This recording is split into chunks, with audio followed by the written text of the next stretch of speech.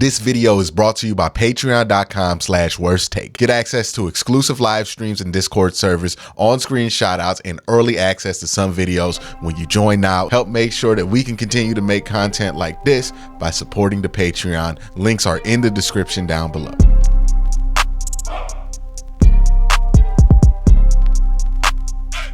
The Browns are in an interesting place right now. They still have some regular season business to take care of, but for the most part, their part of this season is kind of done, right? Like, the Browns have really said as much as they can say about this season already. Now, they could beat Cincinnati with a backup crew, and that would say something else about the level of next man up that this team operates with, but it would be a nice footnote, a nice little piece to add on top of what this season has already said, right? You're not going to rewrite what happened in this season with what happens in that game. So we're in this awkward point to where, yes, there's a game to prepare for. There's a game to talk about. There's a game that's happening on Sunday. But also, we're at this point to where we also want to talk about what's coming up next. Now, the Browns are kind of in a fortunate place. And again, this is why you got to take care of business. And this is why this Browns team taking care of business is important, because for a team that struggled with health, you're fortunate that you were able to take care of business on a Thursday night football game and not just get the extra week that you would get in a situation like this, but the extra week plus 3 days, right? You get the mini bye and a micro bye, because you kind of get a little bit of a bye week for some of your players here. And you combine that together, and hopefully you can have a lot of guys back for the playoffs. Now, that being said, I want to talk about Browns who are going to shine in the playoffs. Now, an honorable mention goes to Elijah Moore. All signs indicate that he is trying to come back and play, but that concussion was scary. He was hospitalized. I am not going to add to any pressure he feels to have to play by putting him on a playoff Browns who have to shine list. We will see if Elijah Moore comes back. If he does come back, he is definitely somebody who I think will shine in the playoffs, given the amount of attention that David Njoku and Amari Cooper are going to cause, because they both have just been spectacular over the last few weeks. But honorable mentions out the way, let's talk about the first guy on this list. And I think the first guy is actually going to surprise a lot of people. And that first guy is Jerome Ford. Yes, Jerome Ford. Why do I think Jerome Ford is going to step up in the playoffs? Why do I think he's primed to step up in the playoffs? Well, this has everything to do with everything around Jerome Ford. Joe Flacco has been throwing for 300 yards almost every week since he's become a Cleveland Brown. Amari Cooper reset the franchise record. David Njoku reset some record in the first quarter of a game, had like 114 yards. The thing is that both of those guys are having career years. So now when teams play the Cleveland Browns, instead of operating off of the old book, which is, hey, this is the Browns, they're going to beat you with running the football. We hear it every time the Browns play a national TV game. Oh, this Browns team, they love to run the football. We hear it every time. It's the identity of the team. It's been the identity of the team for the last couple of years. So that's how teams basically prepare for you. Now that you're in the playoffs, teams are going to look at what you did recently and be like, hey, they're actually moving the ball with Joe Flacco. So we're going to commit more to the pass and commit less to the run, which means running the football should get a whole lot easier. Now, a lot of this is going to be dependent on the guard center guard combination and their ability to find rhythm in the run blocking game. If they cannot do this on a consistent basis, then you will not get the run game success that you need. But if they can, Jerome Ford is more than well enough equipped to take advantage of that. I think Jerome Ford is in some ways underrated, and in some ways by some people overrated.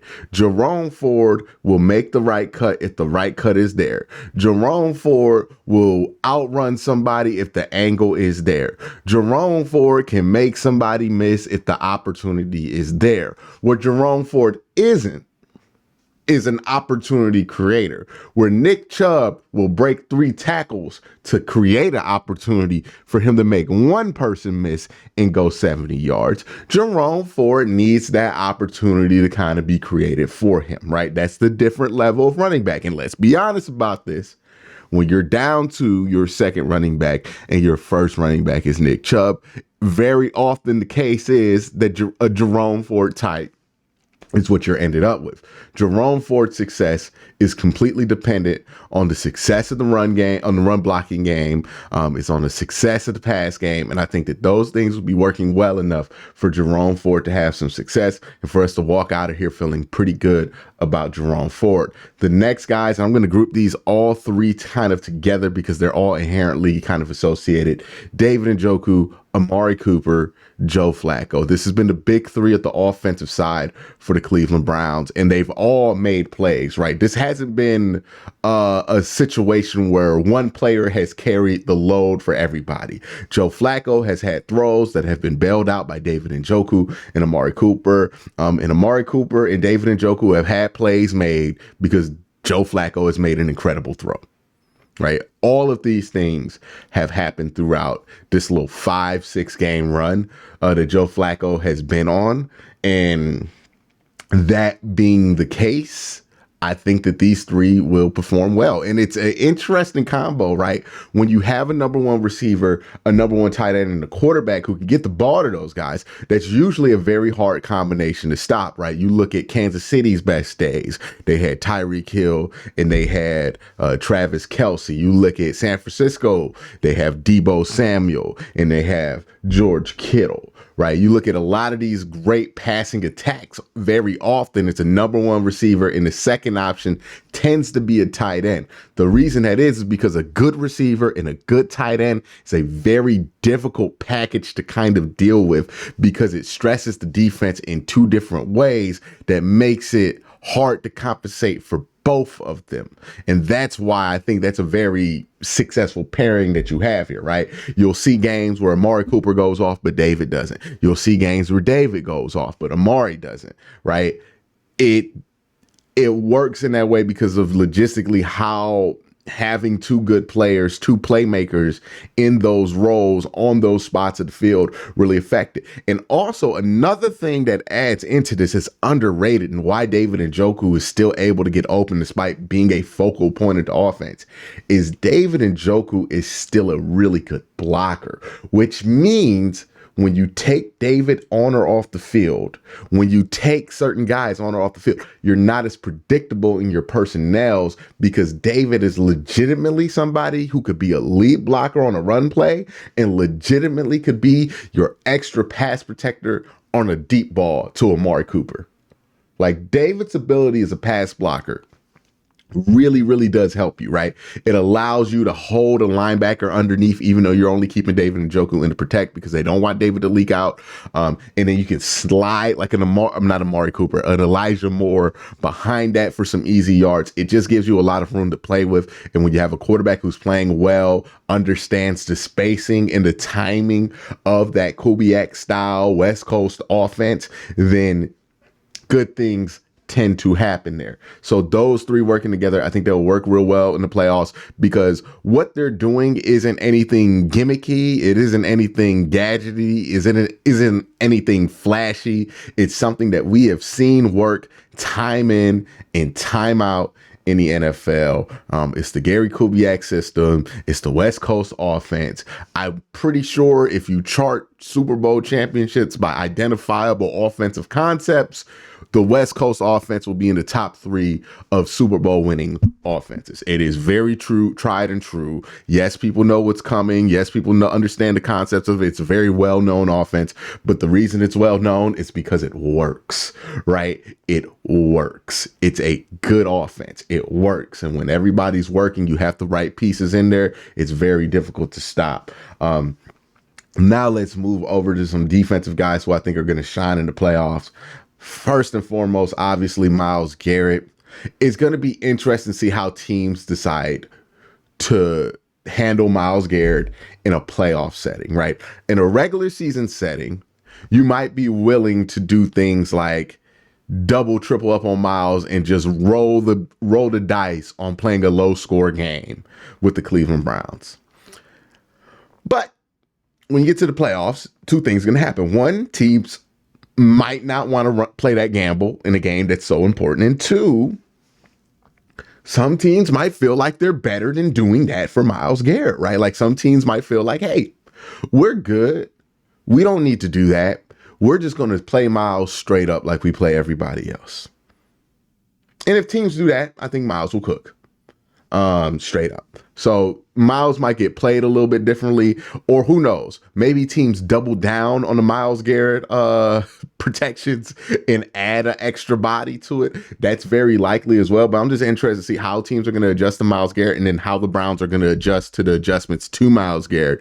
Mainly, look, if teams decide that they just don't want Myles to get free and they're just going to do everything possible to make sure that doesn't happen, the adjustments don't need to be how can we force Myles to get open. It's like, okay, how can we make what they're doing to compensate become a bad strategy, right? It is similar to how teams figured out how to play with LeBron, right? For the longest time, we thought you needed like another slasher to play with LeBron. And sometimes that's true, right? You do want somebody to handle the ball.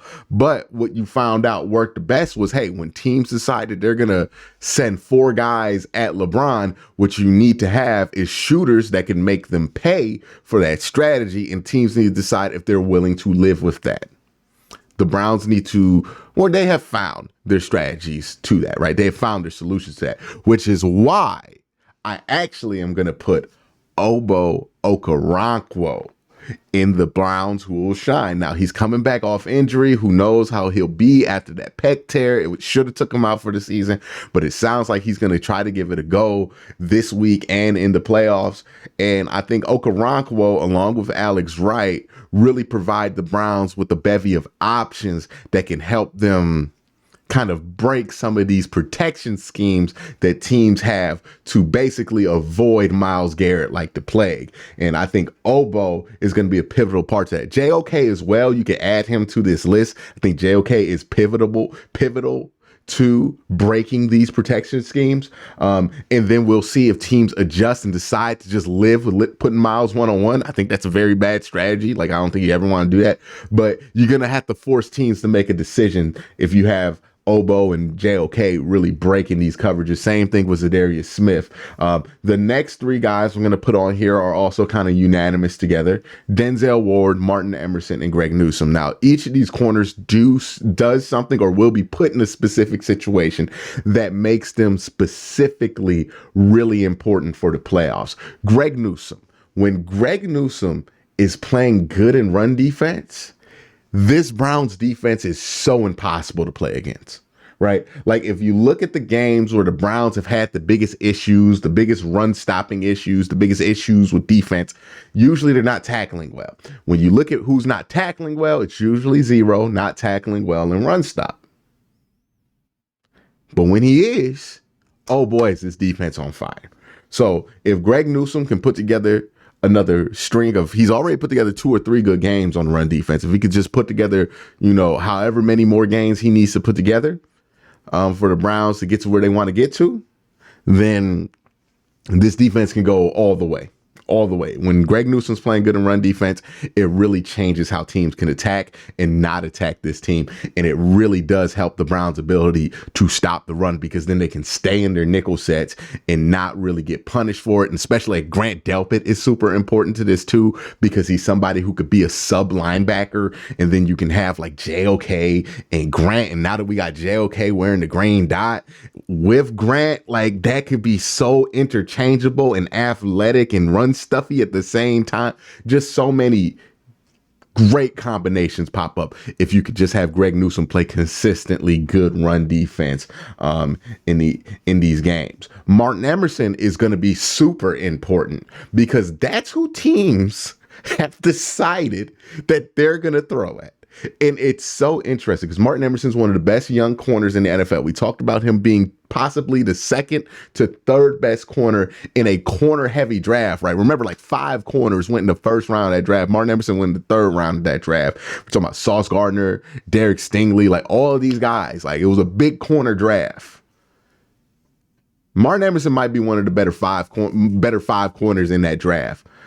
And teams are still throwing at him simply because our options are either throw at him, wait for the slot to get open, which is not an option, right? So basically what the Browns pressure does to teams is it takes Greg Newsome's slot coverage out of the equation because teams aren't going to wait 3 seconds for that little clearing route to cross or for a backside dig to open up. They ain't got that time. So if you need to throw the ball quick, you have a couple of options. You go stick to the tight end, throw at the linebacker, or you can go on the outside and just throw a 50-50 ball, right? Which we have seen a lot of teams resort to is I'm just going to go on the outside, throw a 50-50 ball. You damn sure aren't going to do that to Denzel Ward. That's just asking to throw a turnover. So teams are now kind of reduced to doing that to Martin Emerson, who is super lengthy and who I would not want to throw a 50-50 ball to, but what's the better option?